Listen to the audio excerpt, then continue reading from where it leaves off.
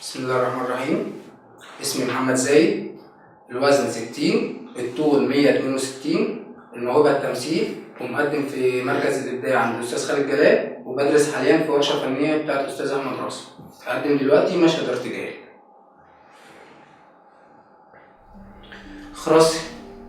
اخرسي خالص، ما تدافعيش عن نفسك. كل الناس كانت بتحكيلي بس أنا ما كنتش بصدق، كنت بكدب في نفسي. ليه تعملي كده؟ ده انا حبيتك اكتر من نفسي، ما بخلتش عليكي باي حاجه، فلوس ووضع اجتماعي. انت نسيت انت كنت ايه؟ انت كنت ولا حاجه، وما كنت صدقت نفسك انك هانم بجد.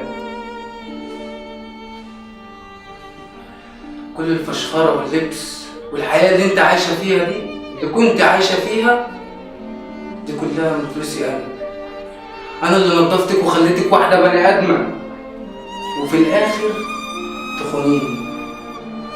ليه ده انا حبيتك من كل قلبي، انت كنت اغلى حاجه في حياتي، لكن دلوقتي خلاص يا خساره.